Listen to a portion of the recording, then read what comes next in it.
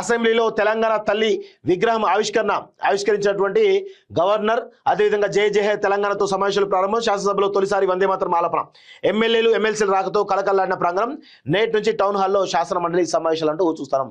మూసీ సుందరీకరణతో నయా Hyderabad pure rare జోన్లతో వేగంగా అభివృద్ధి సంస్కరణతో ప్రజలకు విస్తృత అవకాశాలంటూ చూస్తాం. సో ఇక్కడ ఒక విషయం మాట్లాడాలి మిత్రులారా. విషయం ఏంటంటే గత కేసీఆర్ ప్రభుత్వం 1,00,000 కోట్లతోటి కాళేశ్వరం ప్రాజెక్ట్ నడుస్తుంది. కాళేశ్వరం ఎంత? 1,00,000 కోట్లు. 1,00,000 కోట్లు. దీనిలో కేసీఆర్ వాటా దాదాపు ఒక 20,000 కోట్లు ఉంటుంది. 20,000 కోట్లు ఉంటుంది. ఇప్పుడు రేవంత్ రెడ్డి చెప్తున్నాడు మూసీ సుందరీకరణ చెప్తున్నాడు. ఈ మూసీ పేరిట రేవంత్ చేసే ఖర్చు ఎంత?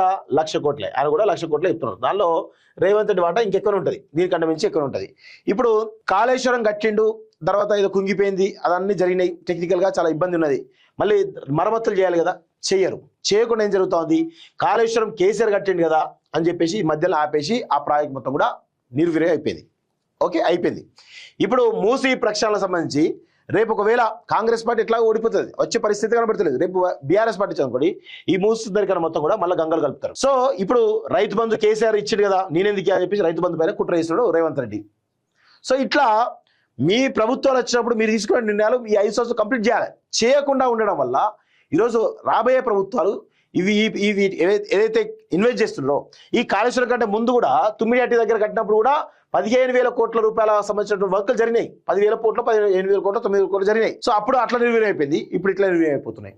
సో పాలకులు మారినప్పుడల్లా ప్రజల యొక్క సొమ్ము దోచుకోవడానికి వీళ్ళొక పెద్ద ప్రాజెక్ట్ తీసుకుంటారు, పెద్ద పాలసీ తీసుకొని దానిలో మొత్తం నిధులను రాష్ట్ర ప్రజలు ఇచ్చినటువంటి ట్యాక్స్ డబ్బులన్నీ కూడా అందులో వేసేసి ఏదో కడుతున్నామని చెప్పేసి మొత్తం డబ్బులు దొబ్బేటువంటి కార్యక్రమం తప్ప ఏమీ కనబడతలేదు ఇక్కడ.